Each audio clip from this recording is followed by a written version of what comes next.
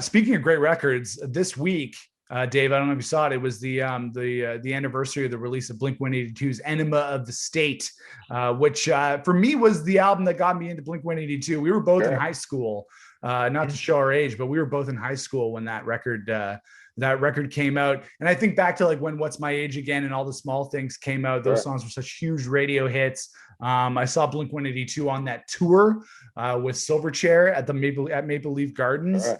November of 1999. So I have a lot of fond memories of that record. How about you? Oh yeah, for sure. Like when that record came out, it was like, Green Day kind of set the tone for pop punk a few years before that. And then they just kind of like completely rolled over everything with that record, like their first record was really good, and then the second one was great too. And having Travis on that record, Yeah, it changed a lot. it the whole vibe of the band kind of changed a little bit, so yeah, man, it was a huge when like that started a lot of different styles of rock, like Mm-hmm. or punk, whatever you want to call it. It's all rock to me, but Yeah. like it started the pop punk, it started the emo thing, it started the acoustic songwriter thing. Like there was a lot of sub branches that came off of them, in that era for sure. Yeah, big influence on me, that record.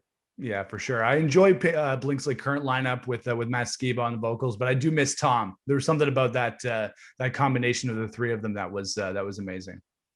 Sure, I think like yeah, they had like a silliness between them that we talk about it all the time too. Like some of our favorite videos are bands that don't take themselves seriously in their Right. videos. They're a prime example Yeah. of just like being okay with being silly and being laughed at Hmm. because you believe that what you're doing rocks harder than the joke that you're cracking. Like the Right. Foo Fighters do it all the time too. Yeah. Lots of bands do. Queens of the Yeah. Stone Age have some weird videos. Like everybody does it, but it's Yeah. the ones that do it really well, and they definitely took it to like thinking of the video where they're running naked, then at the Yeah. splash park, like all sorts of great fun with that generation of Blink 182 for sure.